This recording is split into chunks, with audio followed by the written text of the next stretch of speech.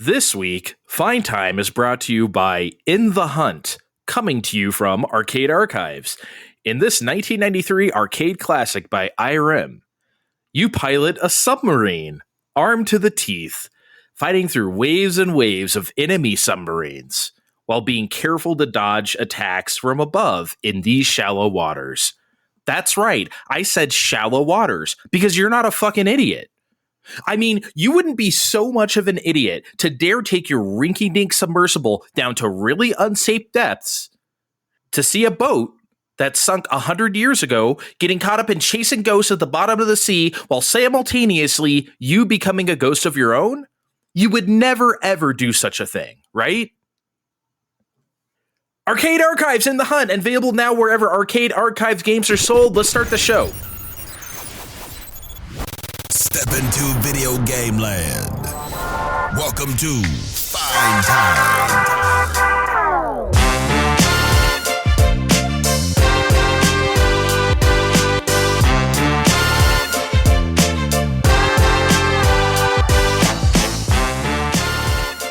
Hello, party people, it's your boy, Dre.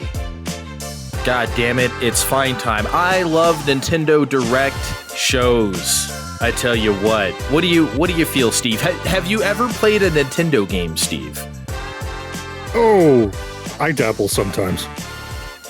Kevin? Nope. Well, you're going to be learning a lot today. But I watched this Nintendo Direct, and it was quite alluring. Okay. How do you feel about that Mario fellow? He seems like a swell guy. It seems okay. I loved the Nintendo Direct too, but I also just love you guys. Oh, man. Excellent. I feel... Positive vibes. Wow. I feel great. I feel so great. I'm going to let Steve go first this week. What have you been playing, Steve? Well, guys, I got to level with you. I'm still playing Zelda, and I started Final Fantasy 16, but I figured we'd be talking about that the next time in better detail. So in between, I thought I'd take a little vacation under the sea. Yeah, anyway, and play a little game called Shinsekai, Beneath the Depths. I'm sorry, Into the Depths. So, for reasons the game doesn't make especially clear, at least not at the beginning, you're a guy. Checks out so far, right? You know, you're a guy. You're just a dude. Dudes being dudes. In a scuba suit. And you need to you're just compelled to keep going deeper into the ocean. And you do this by mining for materials that you seek out with your headlamp. It's bizarrely calming and tense all at the same time because you need to carefully negotiate your guy in the suit lest it breaks from all these monsters and things, and while trying to figure out where all the different materials that you're just jamming into your suit is. It's not the water planet from Earthworm Jim bad, if you all either know what I'm talking about or you don't. I'm the only one who likes that level.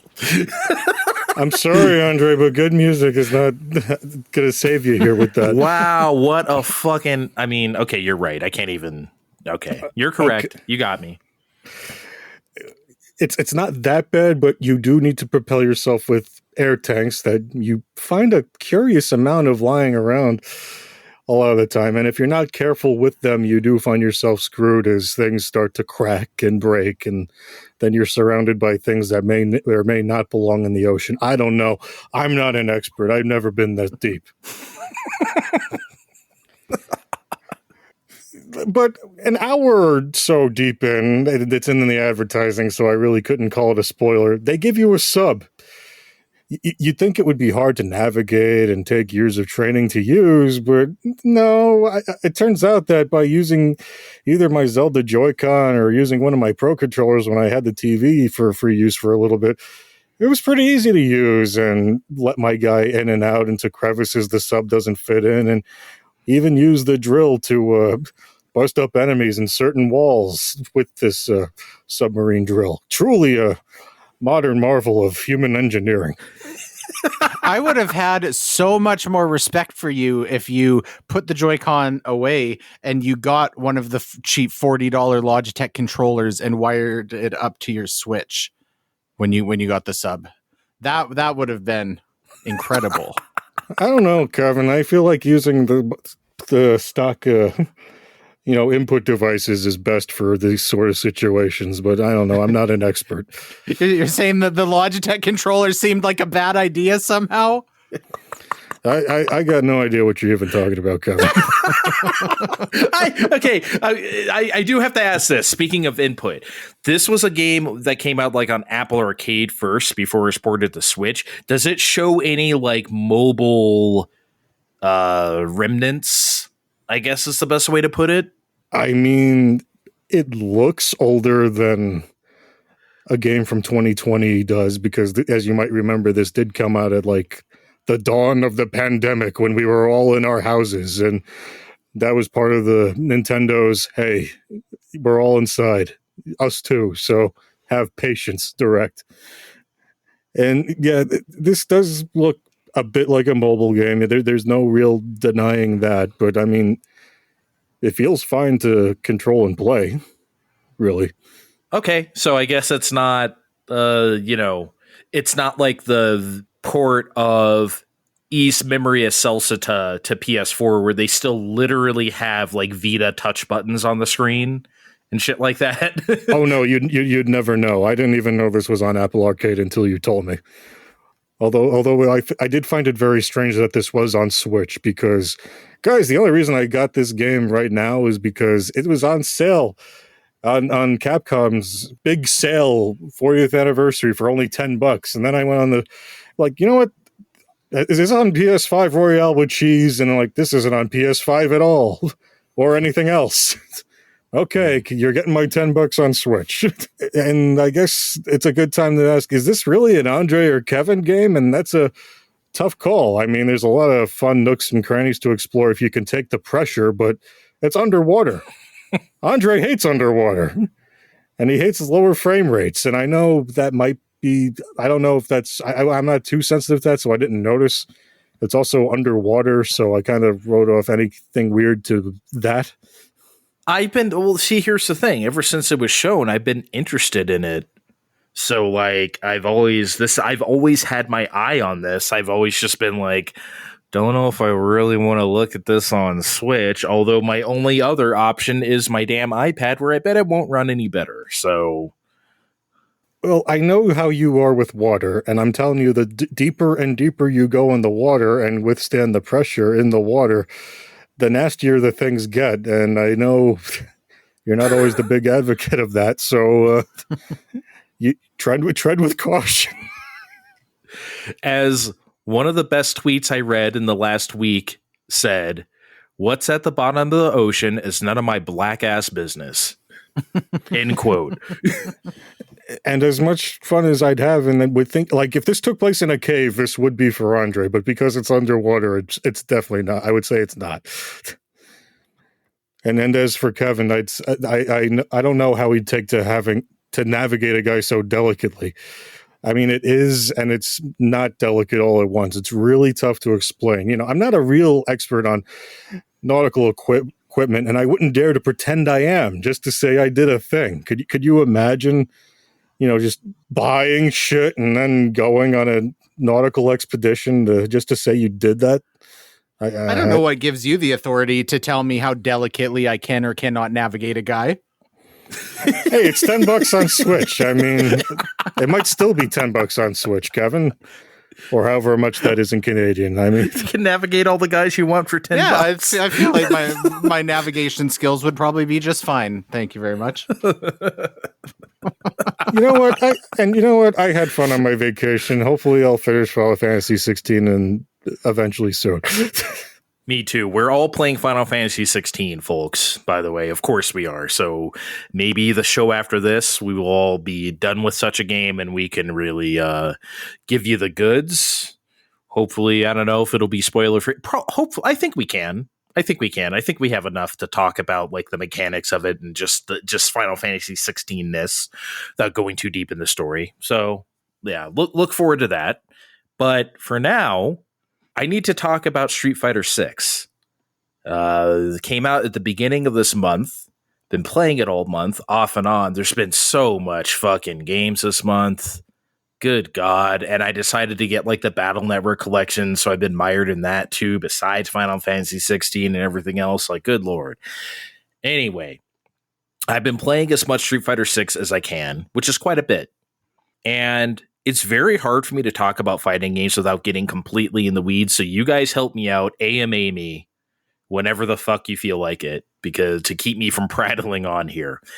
So I guess we can just start with the characters. There's 18 characters. And I remember when I saw that there's 18, I'm like, that seems kind of low, right? But honestly, it's a quality over quantity thing. Because usually when you have those big casts, half of them are, I don't want to say useless, but, you know, there's characters that are better than others. Obviously, that's the nature of a fighting game. But it's about how they work in concert with each other and play off each other, which is something we don't really consider anymore. I feel like we just throw caution to the wind and just put in the characters that we like. I'd like to ask you something right off the bat with that, Andre. Okay. I wouldn't call myself a professional or a casual fighting game person, somewhere in the middle, but I'm still fairly basic in a lot of this. I tend to lean towards the Ryu type right away, but would you say any of these newcomers are beginner friendly? Yes. I would say all of them are beginner friendly because the mechanics of the game are beginner friendly. You can pick up and play anybody if you have good fundamentals, which I feel like every fighting game should have. You're not going to pick up, it's not like Guilty Gear or something where if you pick Testament or something like that as your first character and you're like, what the fuck is this? Is this even a fighting game? You know, or if you, again, not to pick on Arc System Works totally, but if you pick up BlazBlue for the first time and, you know, try to play Lychee and it's like, oh God, right? There's nothing like that. It's Street Fighter, man. It's as basic as it gets. That doesn't mean it's not complicated, because it is. This might be the most complicated Street Fighter there is.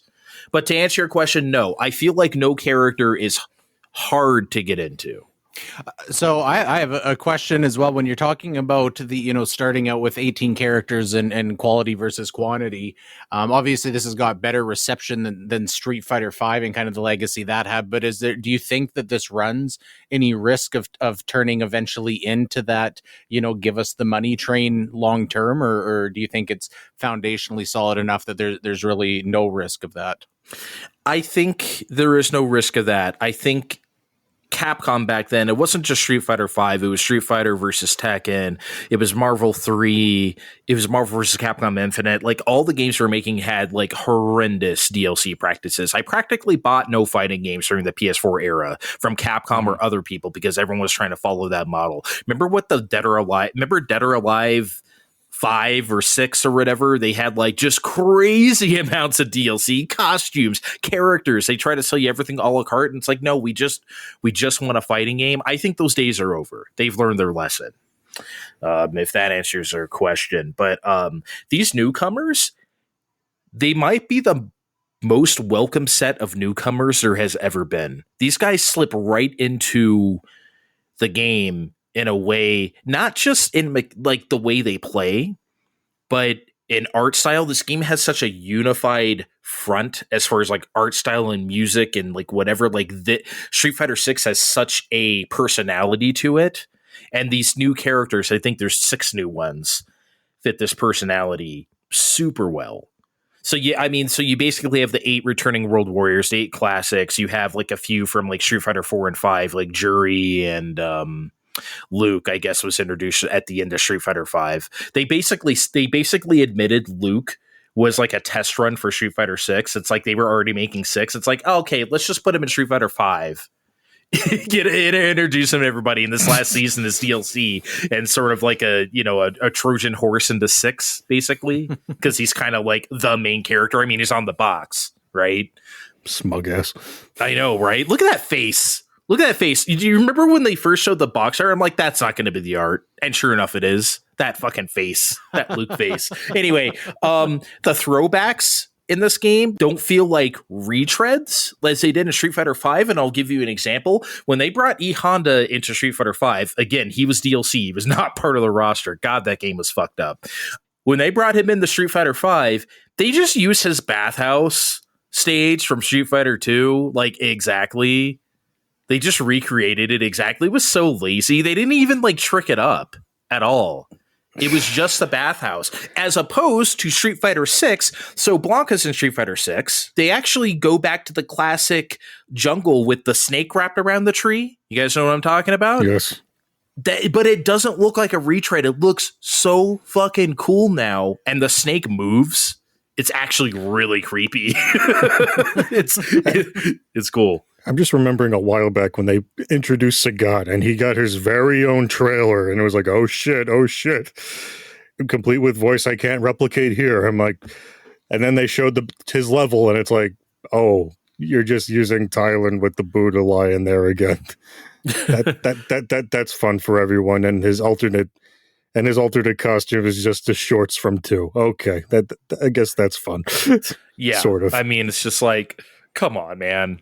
I love how the characters too are all like the old characters are all actually old. They're kind of like retired. Like Chun-Li, you know, and Bison isn't in the picture anymore. She's just in Chinatown in Metro City, just teaching people how to do Chun-Li moves. Right? They're just all just vibing out here, basically. I lost track of the Street Fighter story. Is this a sequel thing? Because I know they made 4 take place before 3, and then I'm like, oh, okay, you know what? Fuck you guys. I think this is the latest in the timeline. If you want to, because 3 was always the latest in the timeline. I think this is now it. But I don't, you know what I mean? I don't really follow that stuff either. And I didn't really play 5. So it's like, you know, I can't really speak to it. But yeah, they're all old. Ken's a hobo, as everyone's seen. Yeah. Right? They took the kids. And it's a story reason why he's a hobo, which is, you know, I guess we should talk about that World Tour mode, right? That's kind of the big draw for everybody, really. Get to make your own character. The most robust character creation thing I've ever seen in my life. You can make some fucking wild things with that thing. And World Tour mode is fun. It's not like spectacular or anything. You just kind of run around, you fight people, and that's kind of a threadbare plot to get you to go here and there, which is exactly what I expected. But as your like action RPG mode tacked on to your fighting game, yeah, I would imagine most people are going to spend their time here, and they should. It's fun. You know? And so that I'm glad that worked out well.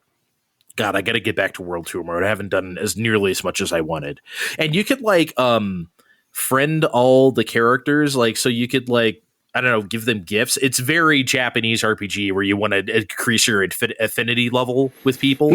You know what I mean?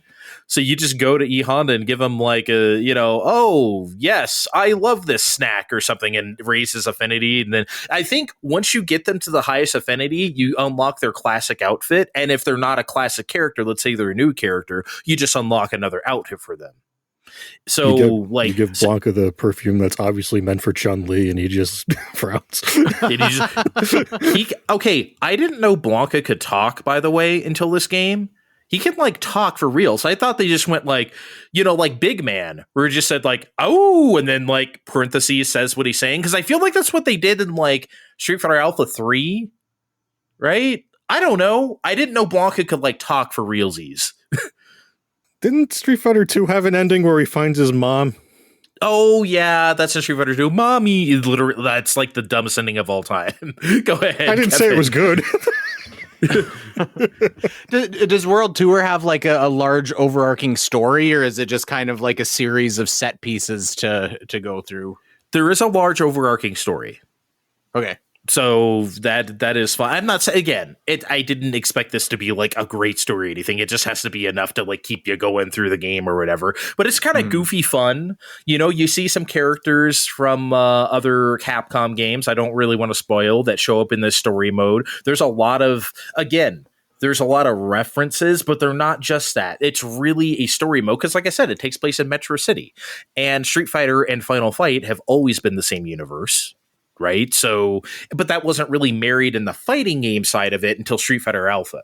But now they're really, since then, this is the first time they're really like merging those two things the way they should be.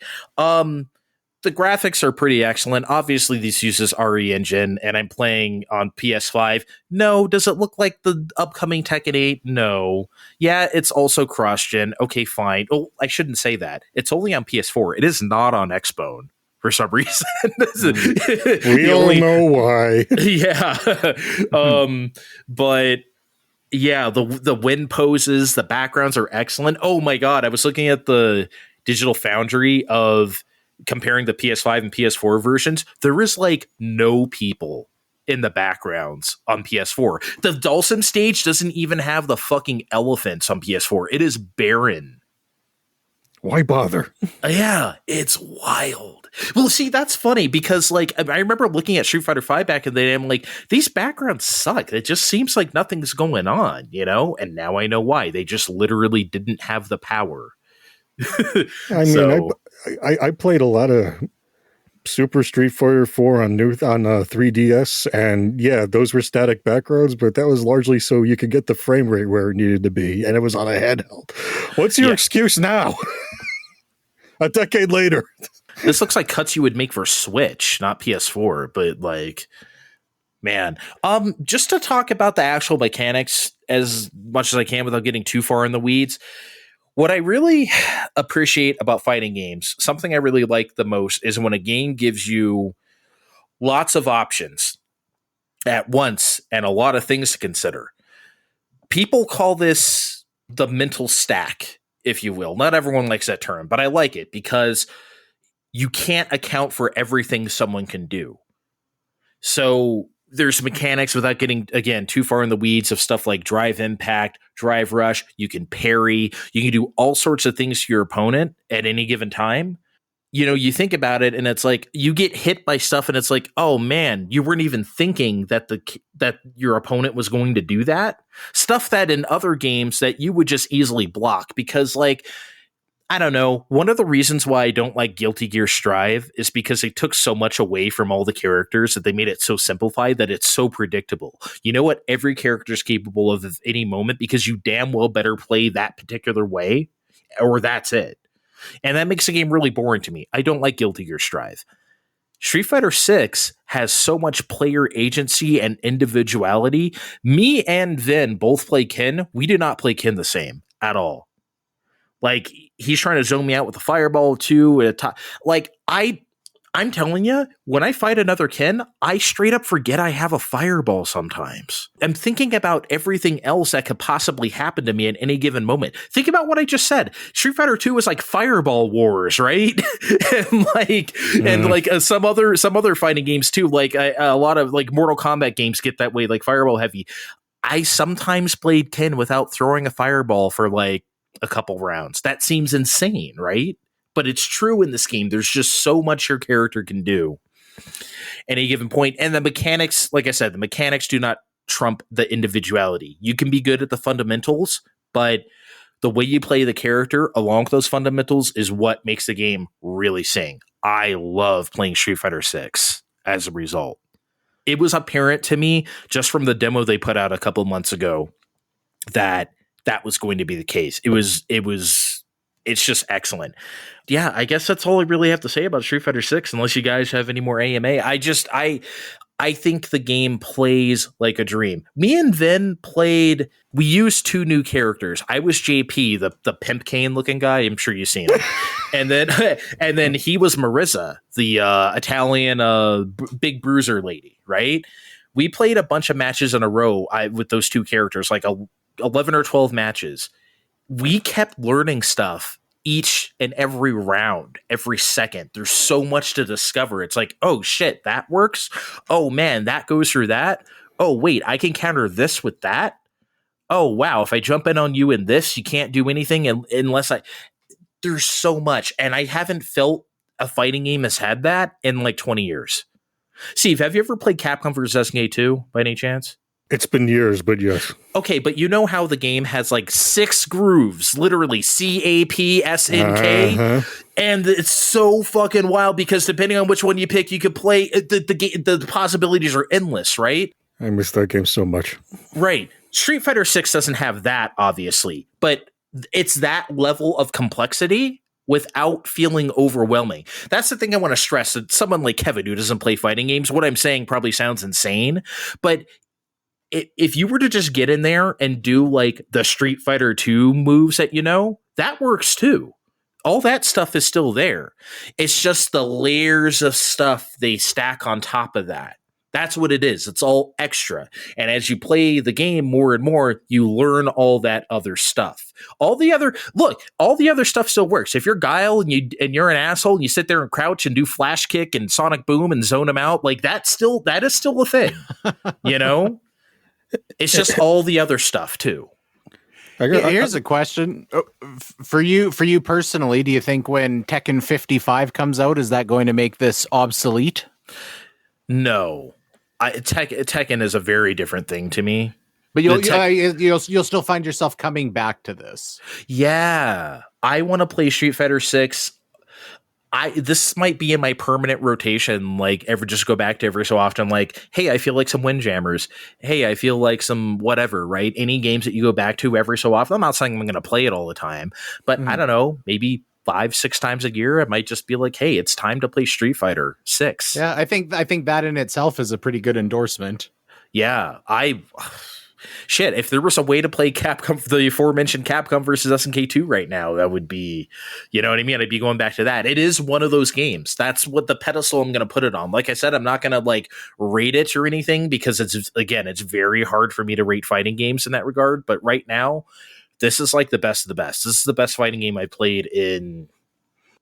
I'm trying to think of since, like you do that with bands that haven't been good in a while. This is the best since this record. I'm trying to do that, and I cannot think of an example. That's how long it's been, rather, since I felt this way about a fighting game, and I'm glad that Street Fighter 6 did it. The music is stupendous too, by the way, before I shut the fuck up.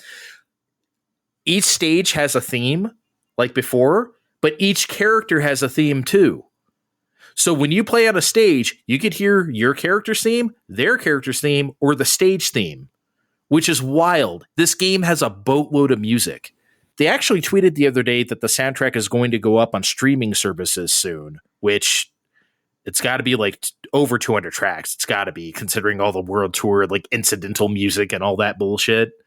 It's going to be wild. Anyway, Street Fighter 6, highest endorsement I can possibly give without giving like a strict rating or anything, but it's great.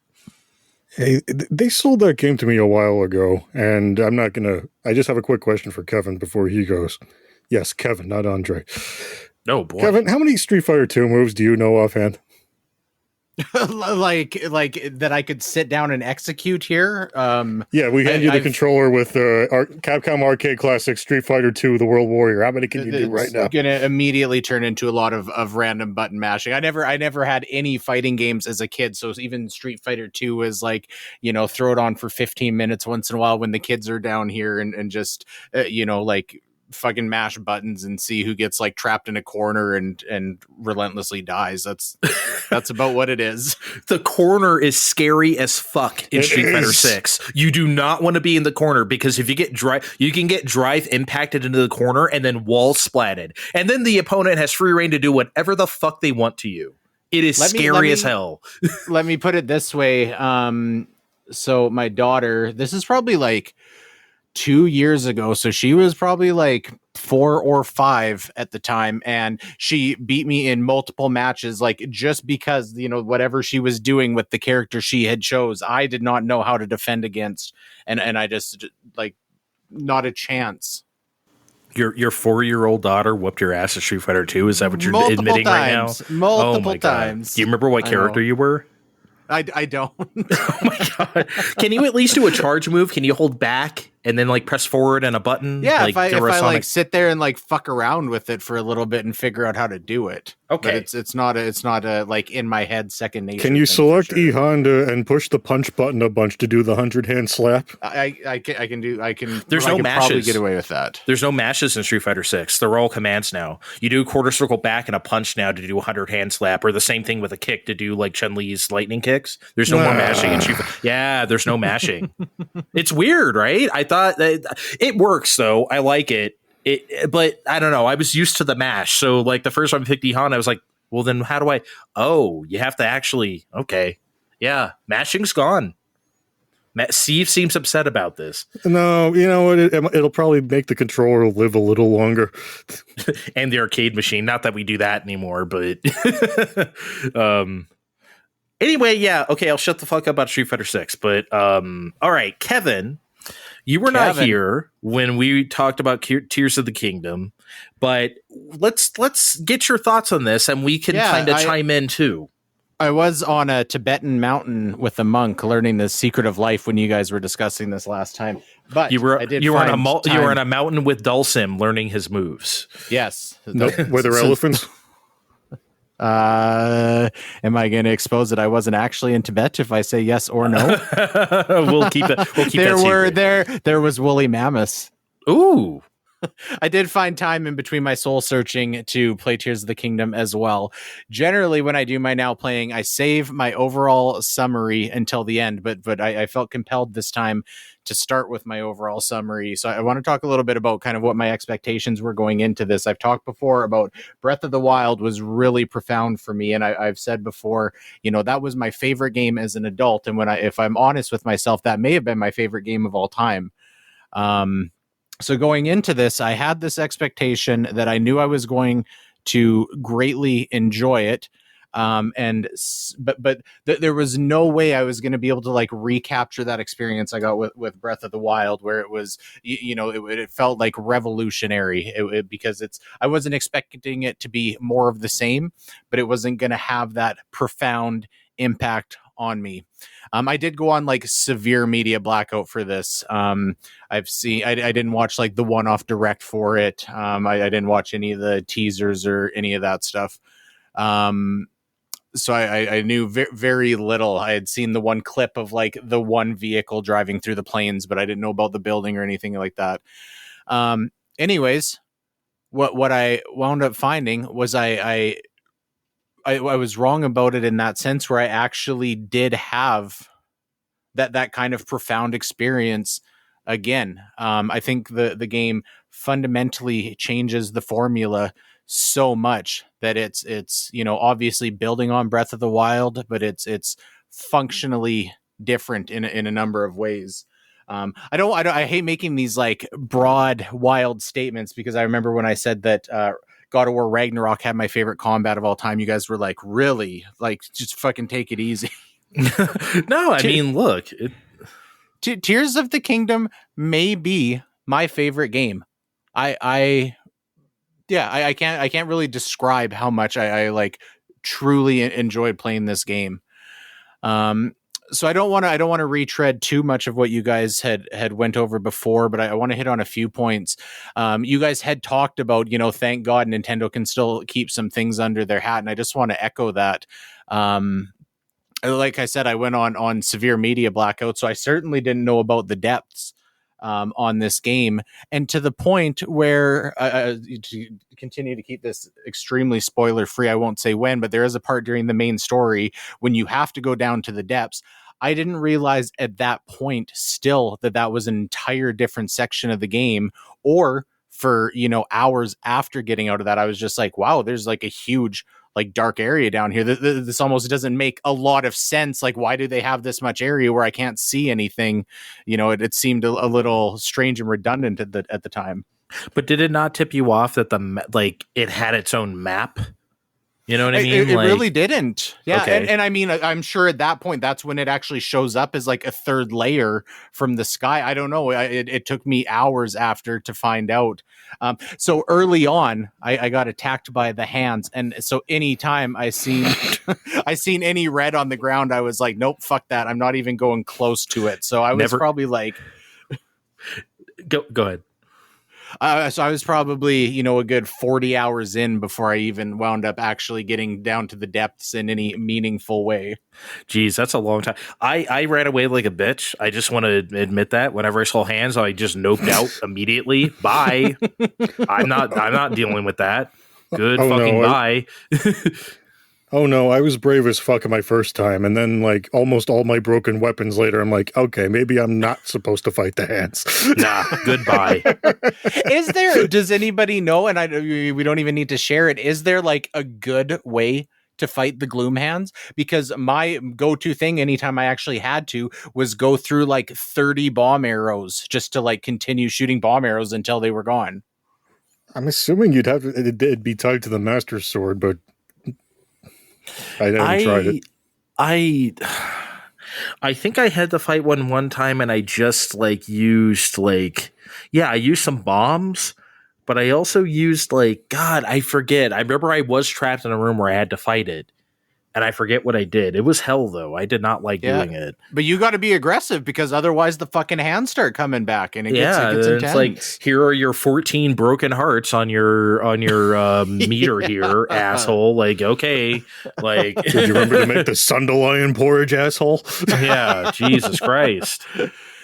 One other comment I want to respond to is actually Kiefer on the Select and Start podcast did a one-off show about this game. And he said, I wanted to find something to critique. And he talked about the tutorial section in the sky, basically feeling, a little less elegant and more restricted, less organic than in Breath of the Wild with the Great Plateau.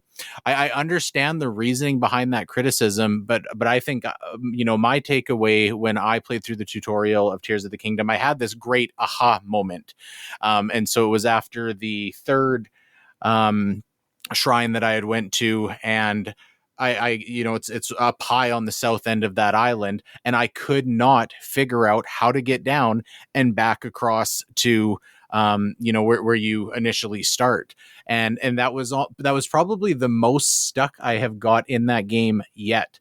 Because that's where it kind of teaches you, look, like, you can't rely on those old tricks that you used to use. We're going to force you to understand how to interact with these new the new mechanics that we've implemented here, and not even just those mechanics. They just like make it a lot tougher. It's really hard to get anywhere without falling from too great of a height.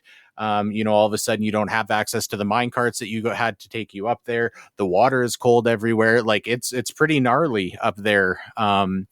And so, I get that maybe it wasn't quite as elegant as Breath of the Wild, but that's immediately I was like, okay, I understand how this is a foundationally different game.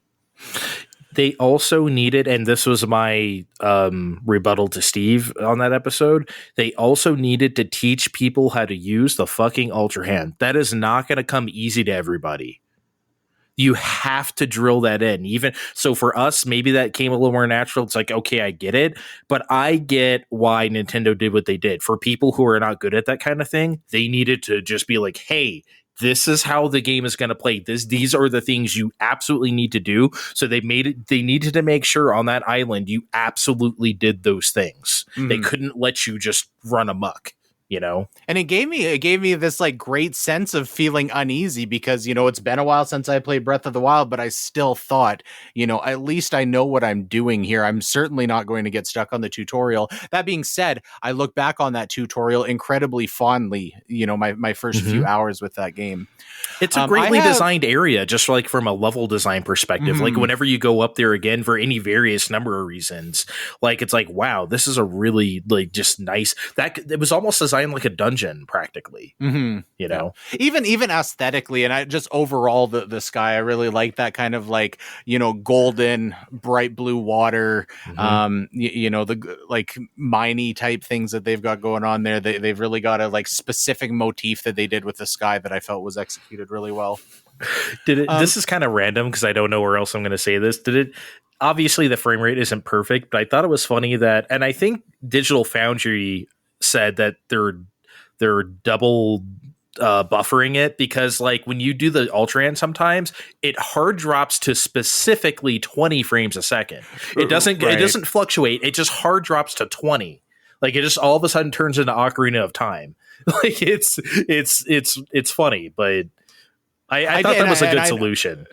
Yeah, I didn't even see that much. I seen that very early on. You know, the first time I'm trying to like make a large raft with the mast and everything, and I don't know, maybe the tutorial section is just a little bit more memory intensive. But there were a few times specifically in the tutorial where it started chugging a little bit for sure. Yeah, but if you go to like Kakariko Village and turn on the Ultraman, it's like whoa, you know, like if it's a densely populated area. I don't know. I just thought it was. Also, I heard that the day one patch saved its ass.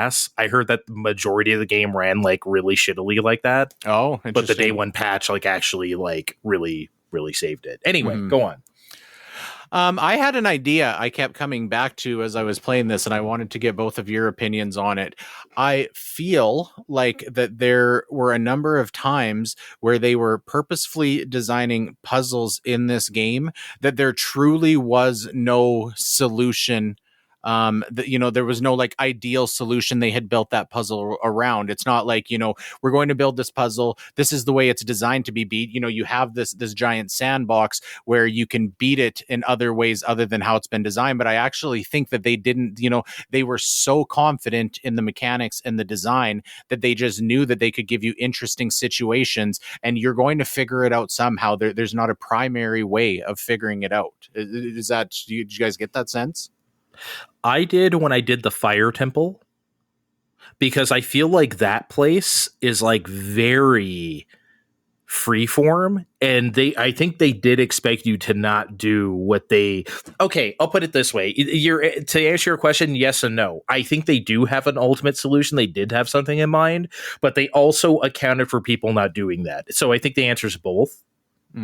So I don't think they just like had any puzzles where it's like, okay, do whatever you want. I mean, it's in my opinion anyway. But like that Fire Temple, I feel like everyone I've talked to has tackled that completely differently. With all those mine carts, with all those everything. I feel like, I mean, I don't remember now, but I mean, like if we were to all talk about at the time when we did that temple, we would have 3 completely different things that we said, Steve. Okay, the Fire Temple, I guarantee you I did not solve the right way, so don't even ask me about that. Secondly, I think Kevin's onto something. They probably saw all of us with the playing, doing all sorts of bullshit in Breath of the Wild and just said, fuck it, do whatever you want. Yeah. That's what the entire Ultra Hand thing sounds like, doesn't it? I mean, even me, there were tons of things in the little temples where they're like, they obviously want you to shoot an arrow through these candles and burn things that way. Like, or I could just use one of my fire arrows, but we really want you to shoot through the torches. I'm like, nah, we won't be doing that. Did you guys get to the temple where I think Steve showed me a funny video on it, because it was 2 people doing this like completely different ways. It was the one where you have to shove all the ball bearings down to the weight, and you have to put enough ball bearings onto the weight so it opens the door. Yeah. I knew what they wanted me to do, but I didn't want to build a contraption. I just threw them in there one by one until the thing That's what I did too. Yeah, so it took forever. But then, like, you know, the video Steve showed me was just like one known idiot who was just like, oh, I don't know what to do. Nintendo is just a bunch of fucking pricks. They just make these I was just supposed to know what to do. And then this like VTuber being like, la la la, building like a tractor and like, you know, pushing them all in there, which is what they wanted you to do. With this like, and then contrasted with this man-child being like, wow, this is the best game of all time, huh? Nintendo doesn't even, I don't even know what to do, you know, like, so it's funny. Didn't even grab like a mass of the balls and dropped them in, like dragged them over one at a time and then bitched about it online. But that's what I did, and I didn't bitch about it because I knew I was doing it quote unquote wrong. Whatever, I know I'm gonna get it done. Who gives a shit? And he also fused like 20 of the ball bearings together for no reason. I don't know why he did that.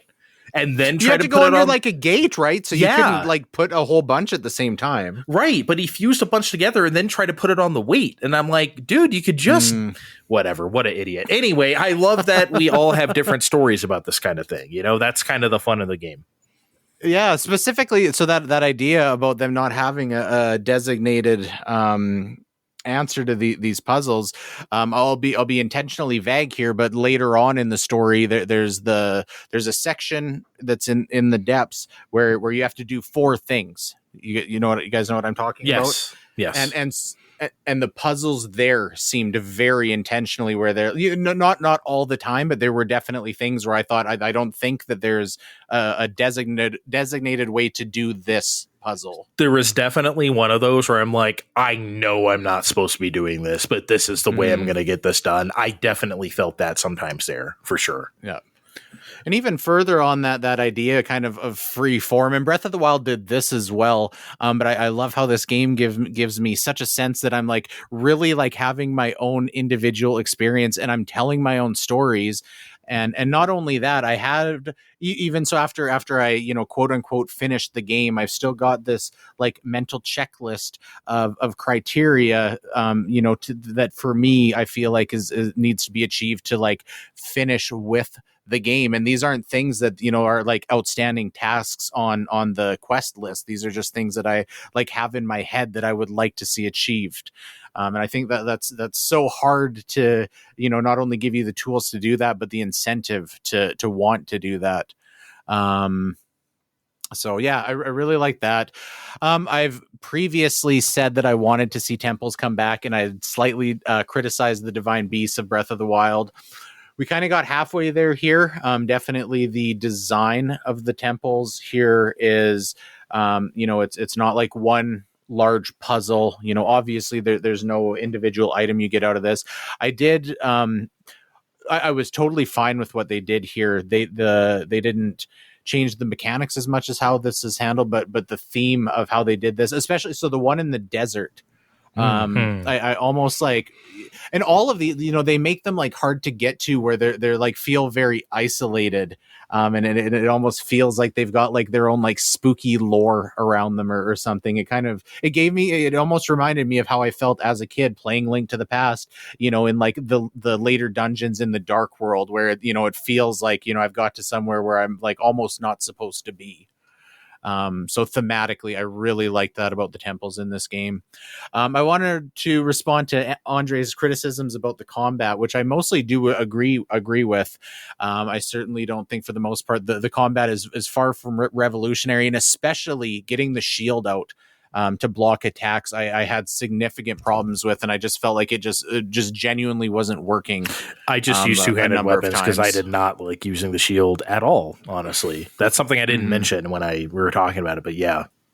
The shield felt really rough to me, and I wanted to use it more. I think they at least, and this isn't a justification for it, but I think the combat is heavily supplemented by they almost expect you to have heavy use with the bows and arrows. Even though I guess on the flip side, other than Uncle Moneybag Steve with his like 450 arrows over there, showing them off in Discord, rubbing it in our face. It does make keeping a steady arrow supply a little bit tedious. It does. You're the one that just uses arrows once and then leaves them there. I don't know what to tell you. Yes, we definitely said we don't pick up any arrows afterwards. That is definitely... See, I don't know why you just accuse us of that. You just that is a very deadly accusation. You'll be hearing from my lawyer.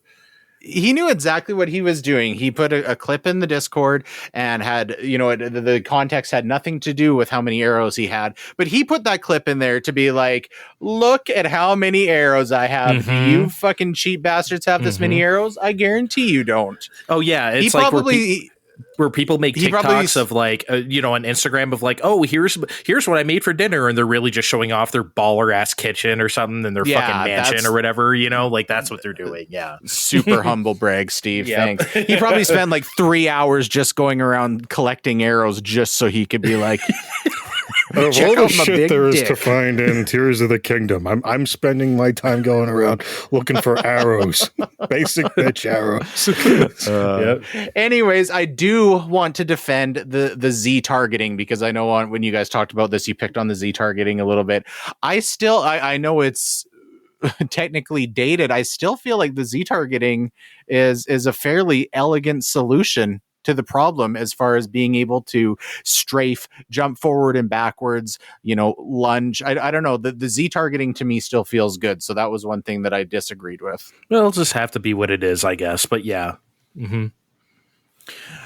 So in closing, you guys talked about, is this Zelda moving forward? And I kind of wanted to throw my 2 cents in there. For the most part, I think yes to the open world, explore at your own pace thing. As a general rule, I think that they're going to continue on with that, nearly as the standard. I don't think that there can't be exceptions to that, even in mainline titles, especially if they decide to do like a one-off 2D game and treat it as a mainline title. But I also think that there's a lot of room for that exploration to evolve over time, and I think they will start bringing some traditional aspects back. I think it's too early to say that we aren't going to get a hybrid of getting base powers at the start of the game and then being able to supplement them or even upgrade those powers throughout the game with additional items or something that you find in temples where I think that there's a lot of challenge in itself in the game design about how you still leave it open world, but be able to give you something meaningful in those distinct locations. But I think it can be done. And selfishly, I don't want to see the end of traditional temples. Just like the large, complex overall puzzle with multiple moving parts within it. It's not something that I was actively missing here, but I don't want to see that go away for forever. I think there's a way to find these things I'm talking about and implement them in a meaningful way without having them do that gatekeep thing where it's like you need to have this specific item to progress further in the game. And I also think just theme wise, we're going to see, I certainly don't think kind of the way the theme is handled in these two games is going to be the standard moving forward. I think art style obviously is going to change. And I think eventually, if I had to guess, I would say the next game, I think we're going to see a little bit more of those like eclectic elements that, they still kind of like peek their head in here. But a little bit more muted. Whereas, you go back to like the windmill guy in Ocarina of Time or something like that. Like it got a little bit weirder and wackier. And I think we'll see more of a return to that. I felt like the NPCs in this game were a little bit more of a return to that than Breath of the Wild. However, I think that the last point you made is the thing I would just want the most. I want this shit to look different. I don't want this art style again. The 2 games is enough. I think I want it to look different. We don't have to go back to green tunic, plucky elf Link, right? But we do. It needs to be something else next time, I think. Mm-hmm. Heavily, not this heavily cell. I mean, I guess it could still be cell shaded, but you know what I mean. I want like a completely different feel, motif, and mood. Yeah, I would go as far as to say that I don't think, definitely in some ways, but Breath of the Wild and Tears of the Kingdom's art style were not that radical of a departure from what Skyward Sword had going on. It is a play off of Skyward Sword. It is a continuation of it, but it feels significantly different to me anyway. I don't look at like Skyward Sword and think, oh, I could see, it's like Breath of the Wild. I don't feel that way. But it's not like a thing where like, Minish Cap took the Wind Waker style and put it like 2D or something where it's like kind of the same thing. Yeah. Yeah. I think, I don't know. I feel like this is a fairly unpopular opinion at this point. I would like to see a return to kind of that, like, darker, more like the Twilight Princess, kind of what they were doing at that time, something, more akin to a modern day version of that, where it looks a little bit more almost, where they're like trying for like cartoony realism, if that makes sense. I want the monster designs to be, that's one thing I've never liked about Breath of the Wild and Tears of the Kingdom is I don't like the monster designs nearly as much as like other Zeldas, which it's fine. It's not, they don't have to be. I mean, no game is perfect for anybody, but I would love a more return to like more classic monster designs. I think those are just a lot more interesting to me. Like these Octoroks just look like a fucking octopus, like I want like a more like, you know what I'm trying to say. There were some really cool like callbacks to old school Zelda that they brought in with Tears of the Kingdom. And I thought some of the design of those monsters was really good. Yeah, they were good. I just, Like, what if the shadow hands actually looked like Wall Masters, like the update of those? I don't know. I feel like there's room to revisit or make new stuff in that style, in my opinion. But, yeah. All right. I think we need to take a break. That was a lot of video gaming, guys. More video games up next. Nintendo Direct. You're coasting with Fine Time.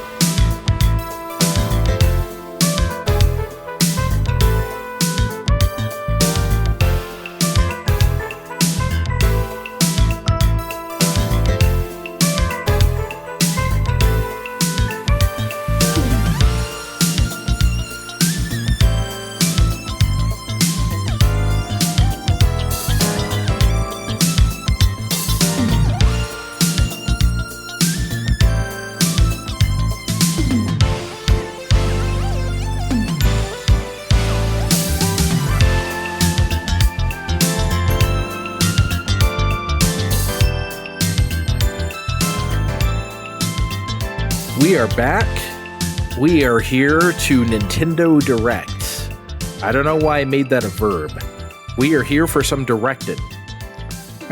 I still miss when I know it was during the dark times, but Iwata would bring the Nintendo news directly to us, complete with arm gestures that you can't see because this is an audio show.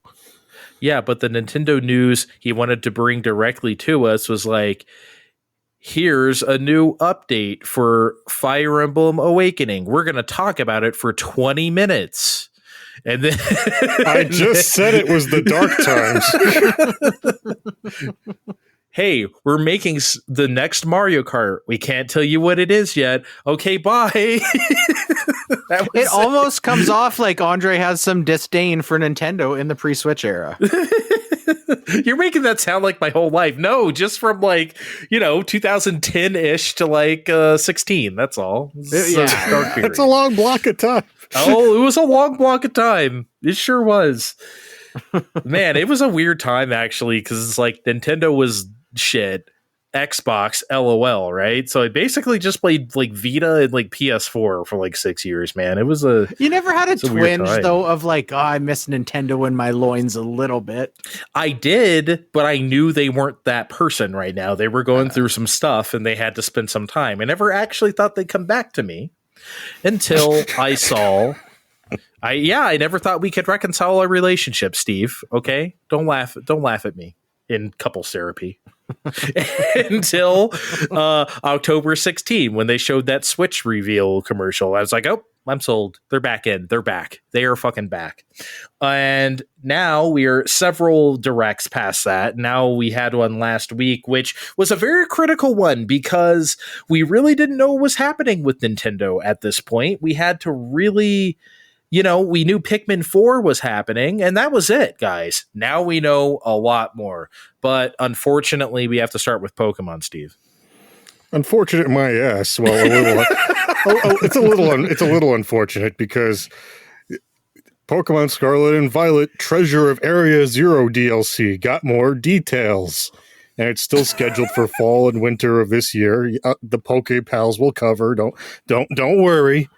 And then later on, we got a return of Detective Pikachu. That finally got revealed today too. So that and what's Pokemon Sleep, they finally exist now. We can finally stop making the jokes about that now. Those were the two holdouts from pre-COVID. Oh man, Pokemon Sleep, huh? More like Pokemon not going to come out, huh?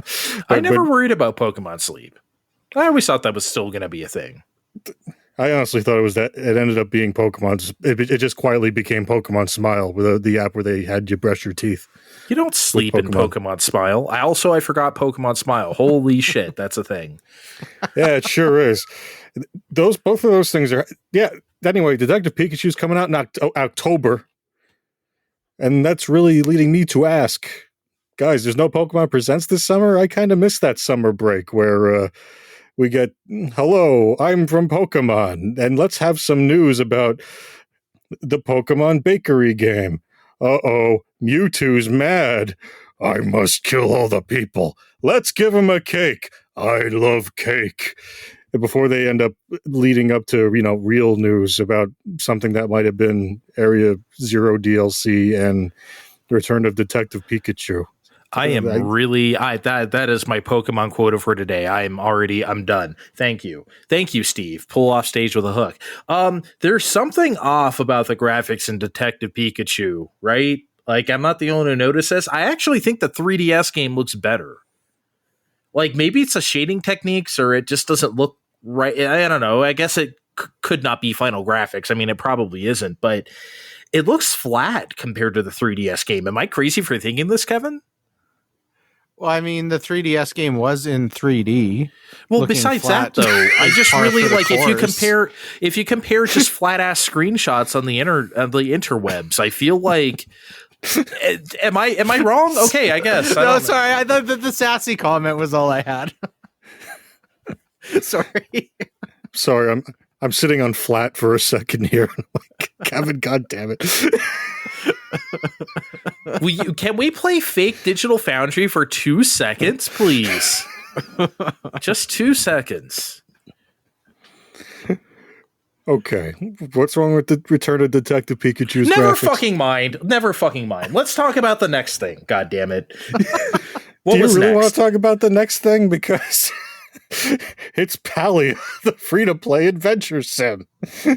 Oh, no, I don't want to talk about that at all. I just wanted to mention, hey, we can't have a Nintendo Direct without farming. I mean, Jesus fucking Christ. I mean, there's fishing in there, too, and that would be how you trick me into it, but absolutely fucking not. Not this time. I mean, Jesus Christ, guys. Myth Force, anybody? Was that the Saturday morning cartoon thing, right? Yeah. Yeah, that looks pretty neat. Asper and Beamdog are on it. They were doing the Baldur's Gate remakes. That's an okay pedigree. I'd keep an eyeball on it. We have seen this game before, have we not? I am positive we have seen this game before. I feel like we may have, but there was also a game a few years ago called Saturday Morning RPG or something like that. Are you sure you're not thinking of that? I know what that is, and I'm not thinking about that. I'm sure we've seen this before. Actually, come to think of it, so the guy that runs Beamdog is local to my area, and I follow him on Twitter. So maybe this was just like shown off on Twitter quietly a while ago. Maybe it was just on a billboard in your area. Play Myth Force coming soon. Maybe I was hallucinating on that Tibetan mountain. Whether it was, that's why you can't tell us whether there's elephants or not. All right. Splatfest coming up. Ice cream. Vanilla, strawberry, mint chocolate. What are you guys picking? I think, honestly, I got to pick vanilla. I'm not a big fan of strawberry. I definitely don't like chocolate mint. I guess I just have to stick with vanilla, Steve. Vanilla with toppings is the way to go. They didn't say toppings. They didn't say no goddamn toppings. Okay, vanilla implies there's toppings nearby, but even if there wasn't vanilla. You guys need to live a little. I would be for strawberry for sure. But yeah, chocolate mint can go fuck itself, whether it's ice cream or any other fusion of mint chocolate. I don't like it. I like mint and I like chocolate, but they do not belong together. Poor big man trying to be a man of culture with his choco mint. you know how he is. You can hear those air horns going off every time he picks one out of the cooler at the grocery store. Okay, let's get to it. The Super Mario RPG remake. Also, okay, let me start here. I think it's funny that it's called Super Mario RPG and they ditched the Legend of the Seven Stars bit. It's just Super Mario RPG. Yeah. I don't know why. Is there something else called that, or is the number 7 bad somewhere that I don't know about? I don't fucking know. I hate this game. So, Kevin, what did you? Okay, I don't know. Who wants to start? You guys actually like this, so you squee. I'll start. What I really, really would like out of this is some additional content. I'm gonna play it. I've said it before. I love Mario RPG, but I've played through that game probably 3 or 4 times. And obviously that's a me problem. I like how they've done the art style, but it's not. That's what I really want. And I like the design of the game is already there. They've just got to build around that. So I'm hoping that they'll put in some additional design work to give us something a little bit new. I'd also really like to see some difficulty options, because as much as I love that game, it's dirt easy. So if they could, mix that up a little bit somehow, that would probably be appreciated for another playthrough. Kevin, 3 or 4 times our amateur numbers, firstly. Secondly, I was thinking this direct was mid as hell until we got to this teaser, because we omitted a whole lot of trailers and things that were in other shows. I'm like, oh no, is this it? Is this going to be the first post-Switch dud direct that we're going to get? And then all of a sudden, they start out with the teaser. I'm like, okay, great. Super Mario RPG is going to be available on the app right after this presentation. And then they did the thing. And then I think I almost got a heart attack in the car. And to be fair, Kevin, I think we are going to see new things coming, because we already saw different new things in the trailer, like the shell attacks doing splash damage, and there's a meter in the bottom left that we do not know what it does. Right. Yeah, I did see that. And there's also a bunch of cinematics that really don't quite 100% match up with playthroughs I've had. So I think there might be some. I'm not going to say there's going to be tremendous overhauls to the story, like Malo going on his Square Enix emo phase. Why am I even here? All I do is cry and make thunderclouds. Do you think we see Culex back? Is that the right pronunciation, Culex? I hope he's still in there, and that you walk in and he's this HD 2D abomination upon the Lord. Oh, that would be cool as fuck. Like, against this drastically revamped art style, you walk into the void between worlds, or whatever that is, and he's just this big exaggerated portrait of Octopath proportions that you got to fight. I'm like, yes, please. I hope that's still that they do that. That's a great idea. Which is why it won't be that, or he's not in there, or they'll do something else. Okay. Now that you guys got that out of your system, let the hater speak. Okay, so the one hater, please. What? So, yes, as the guys know, and as anyone who listens to the show, I do not like Mario RPG. Never have, never will. But what's the one thing, guys? I said I've always hated the most. More than the pacing, more than the jumping and the feel on the overworld, more than the humor, which I don't like. It was the graphics. I've always thought Mario RPG looks like fucking crap. Like, just a mess. Very cursed art. Pixelated as hell. I don't care if it was 1996 on the Super Nintendo. How about don't make a game that looks like that? How about that? Anyway, this obviously fixes it. I don't have to look at those graphics anymore. It looked beautiful. I love that they kept the proportions of just like fucked up looking Mario, like squashed down, and like Peach and everything. I love that they kept that stuff like exactly. And look, it obviously isn't like a complete one-to-one remake, as you guys are saying you spotted a few things here and there.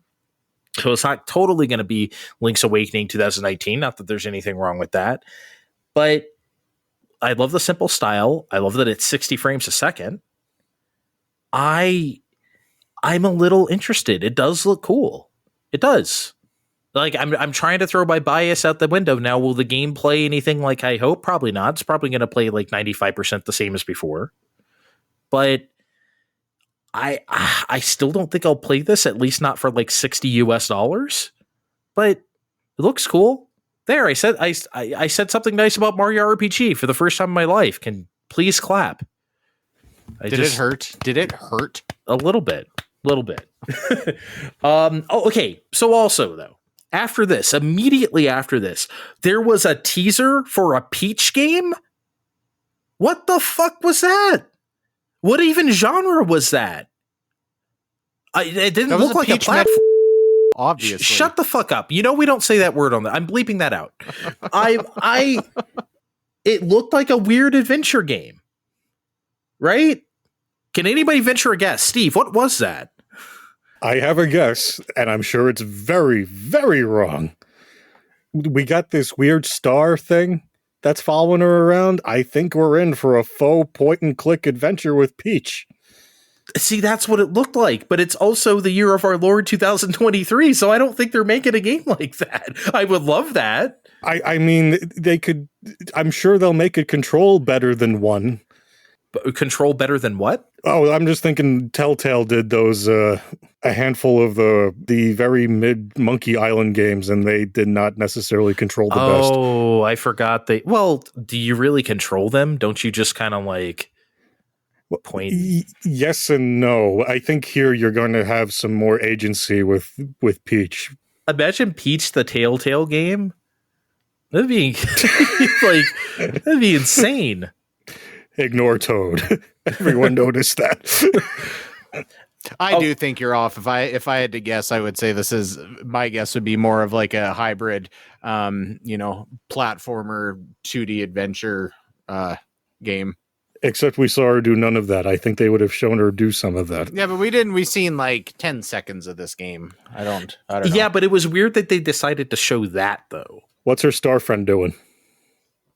I don't know, man. Okay, well, Steve, I didn't see a fucking mouse cursor pointing nor clicking either, so... The star friend is the pointer clicker. No, that's like the second player shit they always try to put in Wii games, where the second player gets your little kid brother gets to waggle the Wiimote and point at stuff while you actually play Mario Galaxy. Do not bring that back. There was also a remaster of Luigi's Mansion Dark Moon, which I didn't think anyone was clamoring for. I didn't like that game very much. It was fucking K sometimes, but like it really didn't do it for me. I don't know what you guys feel about that game, but this is a weird. I don't think I want to try this again. I kind of wish this and one were coming out together. Dark Moon was fine, but it definitely crawled in places, so 3 can run. But now that you're saying it, it just occurred to me why they're doing this. Guys, the 3DS eShop's closed. Now they're going to slowly dole out as many of those hits they had on there as they can to pad out the calendar. They would never. That is so diabolical. And if that's the case, give us fucking Ever Oasis, bitch. I've been waiting for the real console Ever Oasis this whole time. I mean, come on. We got Miitopia, right? And there's nothing wrong with Miitopia. Is hilarious, but it's like, come on.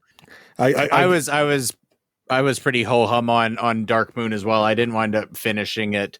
But do you want to know something crazy? Maybe like 2 months ago, my son was like, do you think they're ever going to put the second Luigi's Mansion out on Switch? And I was like, no.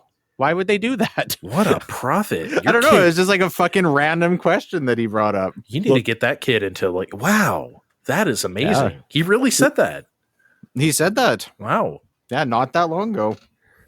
This isn't going to be the last of these, and I think they showed off this and Princess Peach in particular because, guys, that movie was hot, and we got to keep that in everybody's minds for now. Well, yeah, they really brought the Mario in this, and obviously.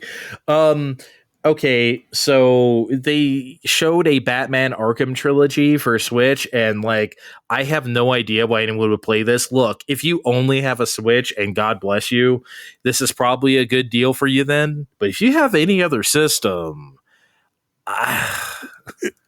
this year's really should have been out here sooner set, because if you put this out in 2019, 2020, the PlayStation-less Steve would have absolutely jumped on this. In 2023, Steve has a PS5 and we'll just buy them. We'll just download them with Royale with cheese. You're really dropping the ball on the Steve market, Nintendo. Yeah. The Steve market's been good to you, Nintendo. I don't know. You could have had him on Wii U with another shitty Batman port, but now, no. He's got the taste of the good life. The two we got were just fine. Yeah, I'm sure they were. That's what Nintendo's people settled for back then. Just fine. That was you couldn't play them on the toilet unless you had a glass window on your bathroom door. Now that's fancy as fuck. You set the wine glass in the windowsill right there while you. Yeah, man, that is. It's just there intentionally so your Wii U gamepad doesn't lose signal. That's the only reason for the window. It allows creepers to look at you while you're pooping, but signal for those who are into that.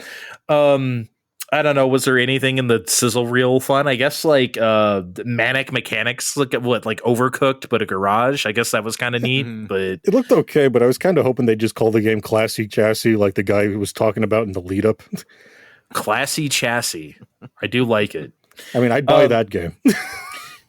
They showed a new Dragon Quest Monsters, but like, look, I just can't get into them. You guys know I'm a Dragon Quest person and Akira Toriyama person in general, but I don't want to do the monster raisin. Sorry. I thought it was weird that this is already ready to go because we had Dragon Quest Day a month ago, and they were just saying, "Oh, it's coming." In a vague teaser, like, "Oh, I guess we're still waiting for this like Dragon Quest 3 HD 2D," but here they are coming swinging in with the December 1st release, and then I now I gotta say, fuck you, Poke Pals. I guess we're just not doing those other shows I said we're doing. I'm gonna be a Dragon Quest Monsters dude from now on. Yep, never playing a Pokemon again. Okay, what are you gonna? Though for real, I think I'm going to actually play Dragon Quest Monsters finally. This looked pretty neat. I'm only playing Metabots from now on. Fuck y'all. Gonna be a Metabots man. Yeah. I think you say Metabots main for some reason. I don't know why. Yeah. All right, Pikmin 4.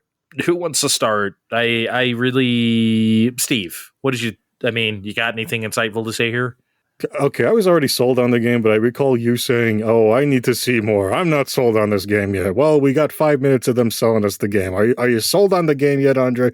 Did they show you enough Pikmin 4 for you to want the game? I asked you what you thought, and you immediately threw it back to me. I wanted I wanted something. Good fucking God. Okay, fine.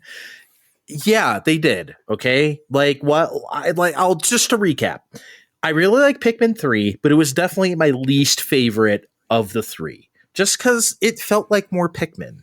It didn't have like the time limit / like exploration thing of like the first game. The second game has like, you know what? I don't praise Pikmin 2 enough on this show or anywhere else. Pikmin 2 is one of my favorite Nintendo games of all time. That game is fucking incredible. Those dungeons are like some of the best dungeoning I've ever done, straight up. Like, no doubt. Pikmin 4 seems to have an element of that, right? It does seem to have an underground. That doesn't mean that they're going to play out like the same way, because Pikmin 2 was a little bit more like roguelike-y. It was definitely like, it had some random elements. And honestly, I think that's Pikmin's final form. I really think they should just make that Pikmin 2, that portion of Pikmin 2, into the best roguelike of all time. But I digress. Pikmin 4 seems to have some ideas going for it. The night missions, maybe that could add some difficulty. That's probably also what was the thing for me with Pikmin 3. I just didn't feel the danger. That was also part of the fun, that you get fucked real fast. In the other games, if you take a wrong move, and no big deal, you could just reset your day or whatever and just try again. You're not fucked forever. But Pikmin 3 didn't really have that danger element to it, not even like during the final boss. I was scared as fuck of Emperor Bullbacks. You can't fuck up during that thing. No such thing in 3. You can fuck up even less for Empress Bullblacks. Oh, Jesus fucking Christ, man. What was that big worm thing in 2? Sometimes you encounter underground. It was like a big worm. It's like a large maggot. You know what I'm talking about? Like, not the Empress. No, not that. Anyway, I hope Pikmin 4 has some of that ingenuity come back to it. I'm ready. I'm excited. School with me. I'm here. They showed the Metal Gear Solid collection that we saw during I forget whether it was Summer Game Fest or Sony. It was State of Play last time, right? Yeah, they showed it. We got the teaser for 3, and then they said, "Oh, Volume 1 collection on the way." And we didn't get too much more detail than that, but here we got more information saying it's also got MGS versions of Metal Gear 1 and 2 and the NES port of 1 along with Snake's Revenge. I don't think we knew that before. We did not know that before. No. I don't know if this is a Switch exclusive. I mean, it would tip the needle toward me getting this version if it was. And apparently the 3 bigger games, the 3 solids, are just going to be sold separately. So what's the point of I don't understand what Konami's doing, for fuck's sake. And ignoring the physical copy of the Switch game, which, haha, Steve likes physicals. There's going to be more than 60 gigs to download if you want all the bonus content in addition to the games. I don't know. I feel like that's lazy. Even though there's a lot of video, but it wasn't like 4K video the entire time. I'm trying to figure out why you need all that memory to play Metal Gear and look at bonus material, especially when Tears of the Kingdom just with all that's doing is just over 16. The Switch probably can't compress this stuff very well, and it's also on a system where like you're not built to have games at high storage, right? So I'm sure some people will buy these versions, but ultimately, again, if you don't have to, then why? Especially if those like NES and MSX games are on the other systems, then definitely not. I can tell you right now, you could skip the NES games, both of them. I never thought they were interesting. Hot take time from me. I was always afraid to admit this, but I'm going to admit it now. I don't get Vampire Survivors. I got it on Steam for $5 and I played it for like an hour or two, and I simply do not understand why people want to play a arena shooter where you can't fire independently the different way. Like you literally just use the stick to move and it just fires that way, and that's like the whole game. You see any buttons or anything. So I'm sorry, no thank you. I get a lot of people like it, and that's fine. No thanks, Steve. But it's coming to Switch, I guess. Hey, I'll admit my own ignorance. I thought this was already on Switch, so shows what the fuck I know. I'm still literally just on Steam and Xbox, I think. I don't even think it's on PS5. It's on Game Pass. I've played it there a bit. It makes perfect sense for the Switch. It's very pick up and play. I think it'll be right at home on a handheld, so I'm not surprised. I'm surprised this didn't come earlier, actually. It seemed there's like a 4-player local co-op mode, which I guess could be more fun, but yeah, just a little too simplistic for me, but yeah, there was this other thing, Headbangers Rhythm Royale, where you're playing party games with pigeons. I would never buy this, but if this got enough buzz and the younger cousin people that I visit for Christmas played it, I could watch them play it a few cocktails in. You got them bobbing their heads and playing Simon Says and dancing to the music and whatever else they're doing. I almost debated just not even bringing it up on the show, because especially for games like this, I've picked on these games exactly before, because this is one of those games. It's looks like a cutesy animal. I want to be a game that goes viral on Twitch game. That's what it screams. But it looks pretty fun. I can see me playing this. I kind of liked it. It didn't look bad, this was the game, right? They had like real life pigeon footage, right, at first, and then it like turned into the game. That intro should definitely be in the game. That was like too well made for a Nintendo Direct. I hope that's like the actual intro to the game.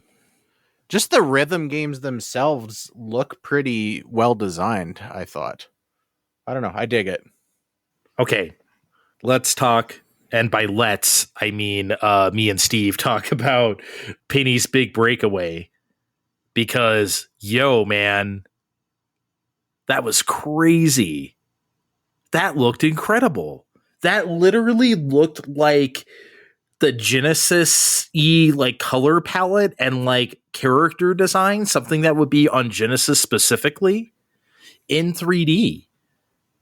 It blew me away, honestly.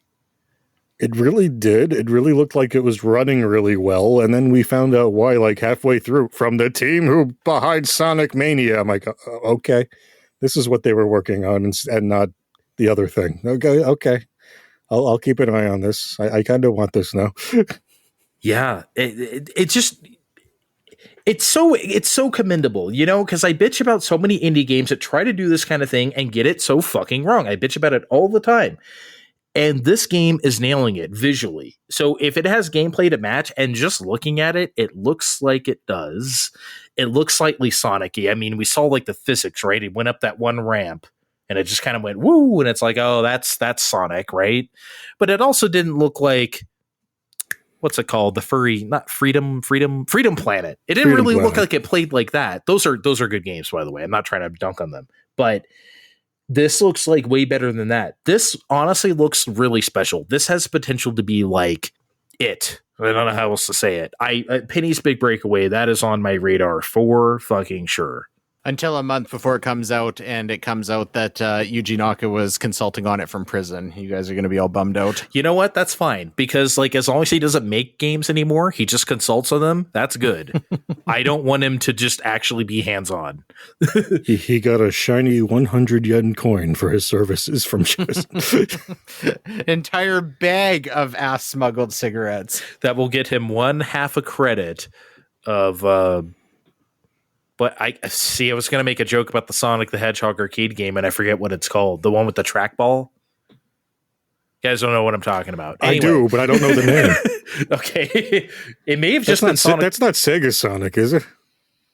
It's called Sega Sonic? There's something called Sega Sonic the Hedgehog. There's a game at the arcades called Sega Sonic the Hedgehog? I've heard of this as well. It's a thing. I don't know if it's that game, though. That's the worst name of all time. I didn't say it was a good name. I just said it was a name of something. Sega Sonic? Is it like one word, like Sega Sonic? In what I've seen, yes. Oh my fucking God. What the hell is my life right now? Did you guys plan this before you... We're just gaslighting you with Sega Sonic? Yeah. What do I stand to gain for making that up? Me losing my mind on the air. Let's talk about Mario Kart 8, Kevin. Jesus fuck. I need to recover.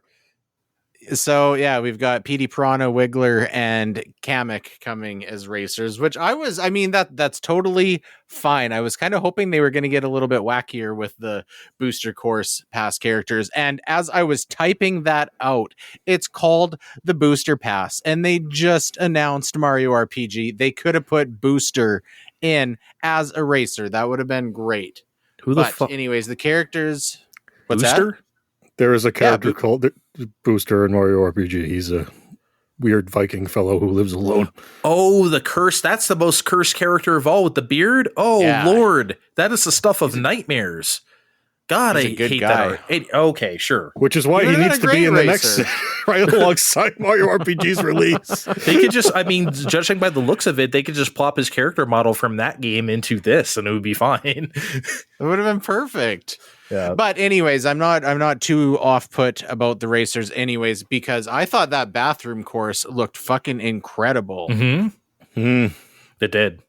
These courses are looking way better. Considering the price value for it, we were thinking like, okay, they're just going to repurpose Mario Kart Tour assets, and that's fine for all these courses for $35. They're doing a lot more than I didn't expect them to add characters.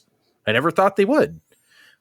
Super cool. Just super cool stuff. I love what they've been doing with probably now their best-selling game of all time in Mario Kart 8 Deluxe. Well, when the next financials come around, Jesus Christ, every time that game gets to a new milestone, we're just amazed. Okay, Steve, Star Ocean, the second story, R. This is interesting to me, not because of Star Ocean, a series I historically do not care for, so that's whatever. But because it's the first time, Steve, someone else is doing the HD 2D thing. Who isn't Square? Look, I know Star Ocean is published by Square Enix, but you know what the fuck I'm trying to say. Like, not that style. And this looked cool.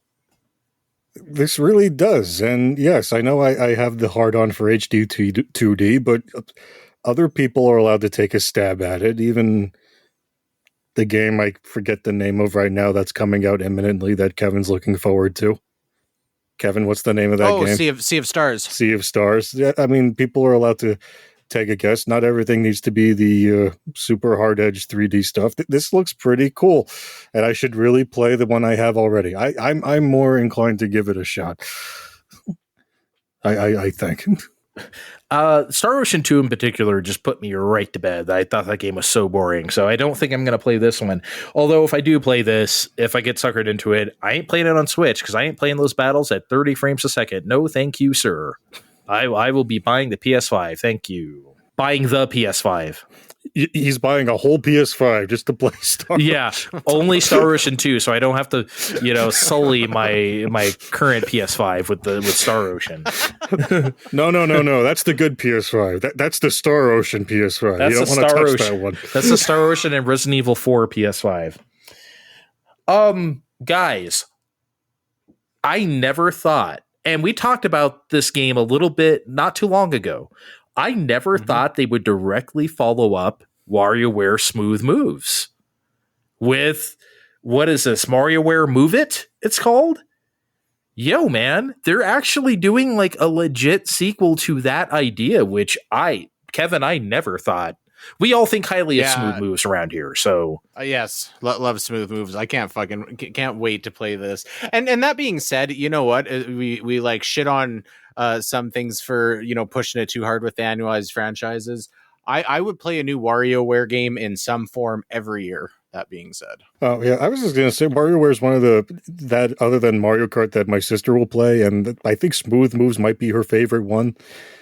So if I don't tell her this game comes and she gets this for Christmas and she starts playing it, she might get super excited. We'll see. I'll let you remind me New Year's when I get this for Christmas. Is that how all that goes? All right, guys, let's get to the end. Where, by the way, they didn't. First of all, I thought it was great that Shinya Takahashi and Koizumi were there, and they did the snaps together. But this time, for the last game, they didn't do the snap. They just did the palm outwards, like, here you go. Did you notice that? It's kind of funny. Yeah. It's Super Mario Brothers Wonder, of which we are never going to call it that. We're just going to call it Mario Wonder, right? Super Mario Wonder. Yeah, so should have they. What the hell were they thinking? I don't think that's going to be a thing. I think it's going to be Super Mario Bros. Wonder. Yeah, but we're not going to say that. But I feel like most people will. I don't feel like it commonly doesn't is going roll to get the way it should. Does anyone literally call it New Super Mario Brothers Wii? Like, I don't think people actually say that. I think they do. Really? What did they just say? They do, but for here, I don't think this fits the same. I guess. I don't know. Kevin could be onto something. We could be not normie enough to really say that. Okay, guys, have at it. Steve, why don't you start anywhere you want here? Guys, Wonder is fucking right. I love how animated Mario and crew are, like literal, actual cartoon characters. And that's just on the surface because they seem to be eschewing other crutches like the usual power-ups to like maybe other ones that seem contextual. Like we only see the mushroom to make him bigger and he throws fireballs for like 2 seconds, but the rest of the trailer and including Daisy, hooray, we have Daisy now, are either a normal size or they're doing something really weird and out there. And also the score system's gone. We haven't used the score system in years, and it's not there now. And it's just positive affirmation every time we do something good. It's like good, better, woohoo! I'm like, fantastic, wonderful, etc. We don't need a score. What were we using score for? I'm not sending these to Nintendo Power Arena anymore to get my 2 power stamps. I like the score, but that's another discussion. I did like the affirmations in place of the score. That was fun. Also, I watched the Japanese Direct, and they were there too, the same in English. Wonderful, good. I don't know why the flower spoke Japanese. Yes. But the affirmations, if you will, were still in English, which I found funny. Andre, speaking of the flowers, the one at the very end of the trailer. Oh, that Goomba looks so serene. Oh, didn't that sound a little bit like our old friend Temenos? Kinda, actually. Like just a hair? Yeah. You're right. Maybe that is him. Good for him. If that is actually him, that great. Is quite a lateral. That's a big promotion to be in a Mario game. if you miss all the stuff in the level, I will have answers. Joe the mystical seeds are here. No, I hope that is him. Kevin, go ahead. What did you think? I think this looks great. I'm really glad that they didn't dip back into that new Super Mario Brothers well, because that they pushed that well so hard that it's never going to replenish. It's going to be dry for eternity. Can I interrupt you? I'm sorry. I think it is hilarious, and rightfully so.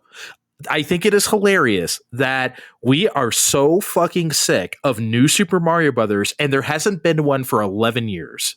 Like, we are permanently done. Everyone's like, "Oh no, it's over. They overdid it." No, they overdid it a decade ago, and we still think they overdid it. It's the thing wild. That's funny too is, honestly, to me, it was just like New Super Mario Brothers 2 that, like, you know, if they would have left it as the 3 at that cadence, it would have been fine. This could have been New Super Mario Brothers 4, and that would have been totally fine if they would have done those 3 and left it as a break. But yeah, I think everybody was just, I don't know. I mean, yeah, the like 100 bazillion coin thing, it just, I thought anyways, that game sucked. Probably, I did not like Mario. I did not like New 2. No. It's probably not.